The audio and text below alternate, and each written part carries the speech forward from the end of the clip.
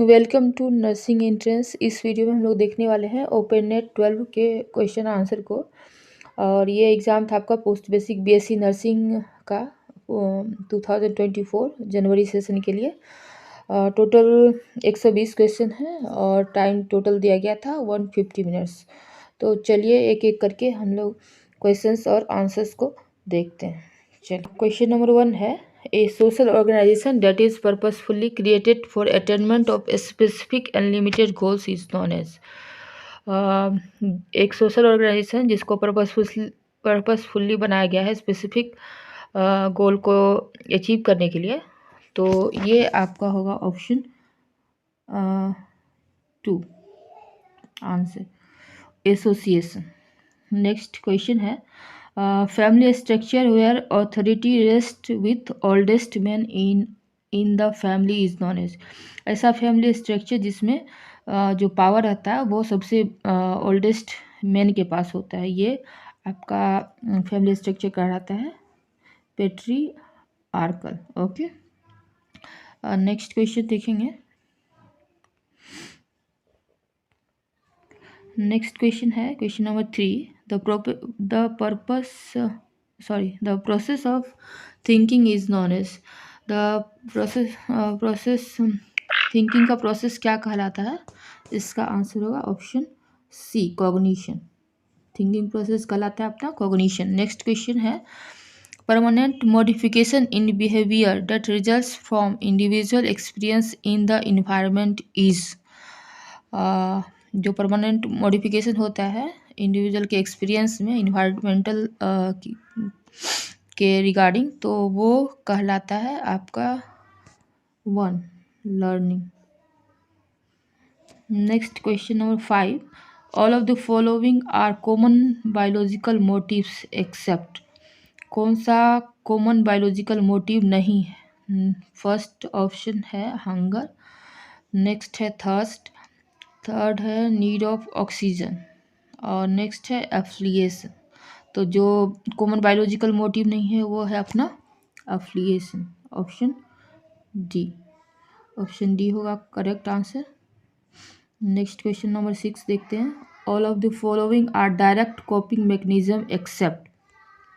कौन सा direct coping mechanism नहीं है? इसका आंसर होगा ऑप्शन 3, प्रोजेक्शन। बाकी सारा जो ऑप्शन है आपका कन्फ्रंटेशन, विथड्रॉल और कंप्रोमाइज, ये सब डायरेक्ट कॉपिंग मैकेनिज्म है प्रोजेक्शन को छोड़ के, तो प्रोजेक्शन अपना आंसर हो जाएगा। नेक्स्ट है, portal of entry of microbes in the body in case of plague is. तो प्लेग में जो पोर्टल ऑफ एंट्री होता है वो कौन सा होता है? इसका आंसर होगा इनोकुलेशन। इनोकुलेशन के थ्रू जो है प्लेग में माइक्रोब्स एंट्री करता है अपने बॉडी में। क्वेश्चन नंबर 8 देखा जाए, the blood vessel which enters the cranium to supply the brain with oxygenated blood is known as. तो कौन सा ब्लड वेसल सप्लाई करता है क्रेनियम को ऑक्सीजनेटेड ब्लड? ये आंसर होगा आपका internal carotid artery. Okay, next है, which part of brain contains the respiratory centre. Respiratory centre को कौन कंटेन करता है? बोन्स। आंसर होगा आपका ऑप्शन 2। नेक्स्ट क्वेश्चन नंबर 10 देखते हैं, the hormone that contributes to regulation of male reproductive system. Male reproductive system को कौन कंट्रीब्यूट करता है? आंसर होगा आपका 4, gonadotropin releasing hormone. Okay, next है, the earliest organ to form and begin function within the developing human is. कौन सा earliest organ है जो कि डेवलपिंग ह्यूमन में फंक्शन करना चालू करता है? तो सबसे पहले कौन सा फंक्शन करता है अपने बॉडी में? वो करता है अपना हार्ट सबसे पहले। Type of shock in which young children due to severe diarrhoea और वोमिटिंग इज। कौन सा आपका शॉक होगा डायरिया और वोमिटिंग के कारण? ये होता है अपना हाइपोवोलेमिक शॉक।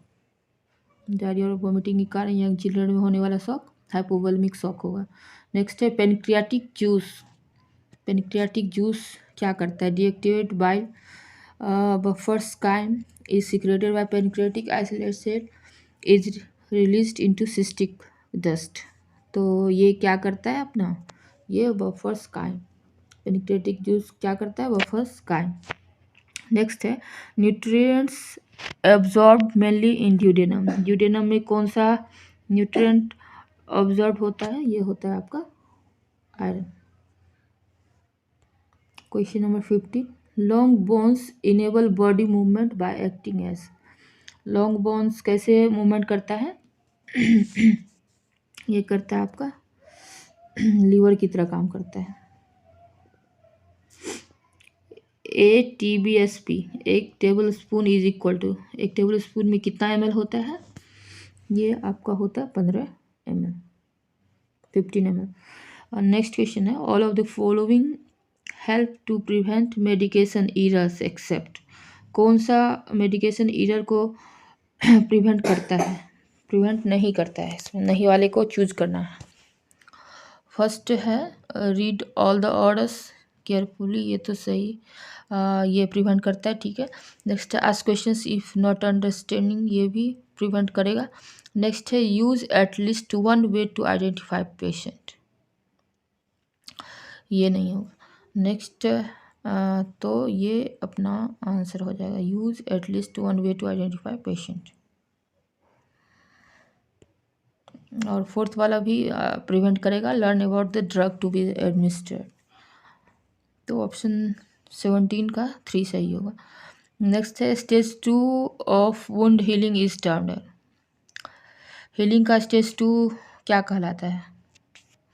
ये कहलाएगा आपका प्रोलिफरेटिव फेज। नेक्स्ट है fever which spikes and falls to normal each day is termed. कौन सा फीवर जो प्रत्येक दिन चढ़ता है उतरता है, ये हो जाएगा आपका intermittent fever. Next question number 20 है one of the following is not the characteristic of A nursing process. Nursing process का कौन सा कैरेक्टरिस्टिक नहीं है?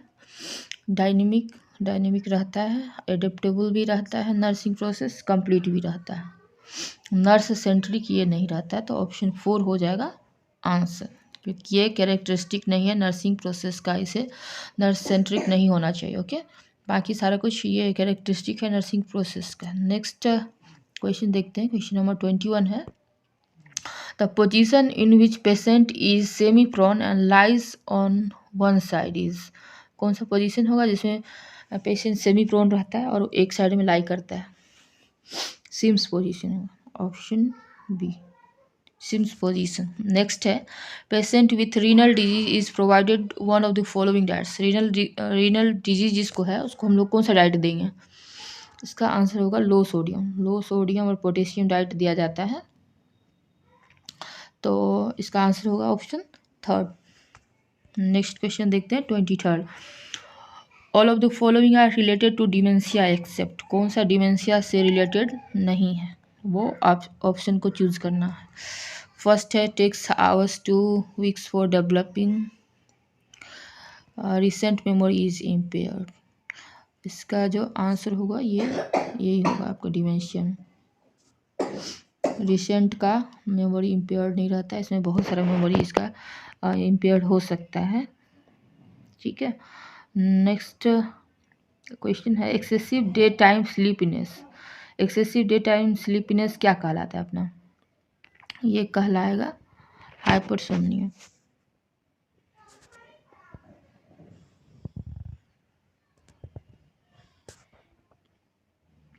नेक्स्ट क्वेश्चन नंबर 25, ये है आपका the solution used for hypotonic enema is. कौन सा सॉल्यूशन हाइपोटोनिक एनीमा के लिए यूज़ करेंगे? तो ये अपना लोग करते हैं tap water.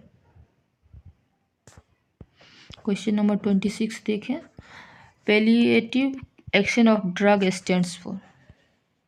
Palliative action of drug क्या होता है? ये होता है गिविंग रिलीफ। नेक्स्ट है gramophone belongs to the category of. Gramophone कौन से कैटेगरी में आता है, कौन सा ऐड है ये? ये है आपका 27 ऑडियो एड है, ग्रामोफोन से हम लोग सिर्फ सुन सकते हैं। नेक्स्ट है a board with a rigid surface covered with cloth to stick picture is called. ये बोर्ड क्या कहलाएगा जिसमें क्लॉथ सटा हुआ रहता है, तो ये होता है आपका flannel graph. Next question number 29 को देखते हैं। The advantage of computer in nursing except. तो क्या फ़ायदा हुआ है कंप्यूटर का नर्सिंग में, जो फ़ायदा नहीं हुआ है उसको हम लोग को आंसर करना है, एक्सेप्ट है। ओके, तो इसका आंसर होगा इनएक्सपेंसिव। ये बहुत खर्चीला है, ऐसा थोड़ी है खर्चीला नहीं होता है, ठीक। हेल्थ रिकॉर्ड अपडेशन में काम करता है, टेली कंसल्टेशन में भी ये काम करता है, इंफॉर्मेशन एक्सचेंज में भी काम करता है, ठीक है। तो एक्सेप्ट में इनएक्सपेंसिव हो जाएगा आंसर। नेक्स्ट है all of the following are group discussion methods except. कौन सा ग्रुप डिस्कशन का मेथड नहीं है, ठीक है। तो कौन सा ग्रुप डिस्कशन का मेथड नहीं है, केस स्टडी है आपका, लेक्चर भी है, डिमॉन्स्ट्रेशन भी है, और माइक्रो टीचिंग ये ग्रुप डिस्कशन का मेथड नहीं। नेक्स्ट क्वेश्चन नंबर 31 देखते हैं। Dietary change for an overweight female hypertensive patient include. Hypertensive patient overweight में क्या हम लोग को डाइटरी चेंज करना चाहिए, तो हमको क्या करना चाहिए, उसको प्रोसेस्ड फूड से बचाना चाहिए, ठीक है। बाकी सारा ऑप्शन करेक्ट है, ये हम लोग को नहीं करना चाहिए। नेक्स्ट है discharge education for a patient with varicose veins include avoiding. तो वेरिकोस वेन वाले पेशेंट को हम लोग क्या अवॉइड करने के लिए बोलेंगे, इसे हम लोग बोलेंगे लंबे टाइम तक खड़ा नहीं रहने के लिए, ठीक है। बाकी वो वॉक कर सकता है, ईट कर सकता है, एलिवेट कर सकता है लेग को, बट ज़्यादा देर तक उसको खड़ा नहीं होना चाहिए। नेक्स्ट क्वेश्चन है a patient with chest injury suffered flail chest, the most distinctive sign of flail chest का क्या डिस्टिंक्टिव साइन है, ठीक है। कैसे हम लोग इसको डिफर करेंगे अलग पेन से, ठीक है।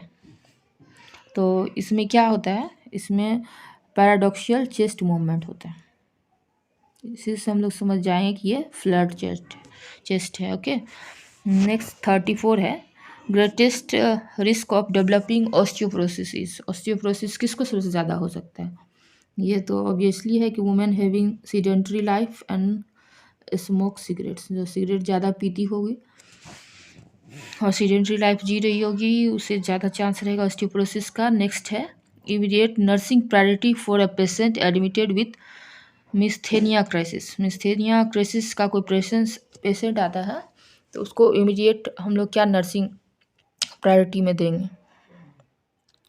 फर्स्ट हम लोग क्या करेंगे, फर्स्ट हम लोग करेंगे सक्शन। नेक्स्ट है a patient has suffered a chemical burn, जो प्रायोरिटी एक्शन इज। अब कोई केमिकल बर्न का पेशेंट आया है तो हम लोग सबसे पहले क्या करेंगे उसके साथ, तो सबसे हम लोग क्या करेंगे, वाटर से उस एरिया को फ्लश करेंगे, ठीक है। प्रायोरिटी एक्शन हमारा यही होगा। नेक्स्ट क्वेश्चन नंबर 37 है one of the following is a sign of hyperglycaemia in a newly diagnosed diabetes mellitus patient. Hyperglycaemia का क्या साइन होगा जिसमें न्यूली डायग्नोस हुआ है डायबिटीज़ मेलिटस, तो इसमें पोलिरिया हो सकता है, डायब्रोसिस हो सकता है, हाइपरटेंशन हो सकता है, इंक्रीज पल्स रेट हो सकता है। तो ये लगभग सारे आंसर सही हैं, तो आप लोगों ने जिसमें भी इसमें टिक आउट किया होगा वो सारा आंसर सही होगा, ठीक है। Next 38 a serious complication for a client with plaster cast on leg is सोनवाज। तो सीरियस कॉम्प्लिकेशन क्या हो सकता है प्लास्टर कास्ट का, लेग में अगर प्लास्टर कास्ट है तो उसका सबसे सीरियस कॉम्प्लिकेशन जो होता है वो होता है आपका poor capillary refill of toes में कैपिलरी रिफिल कम हो जाता है। नेक्स्ट है the in depth assessment needed for a patient with benign prostatic hypertrophy includes. अब बीपीएस का कोई पेशेंट है तो उसमें कौन सा असेसमेंट नीडेड होता है?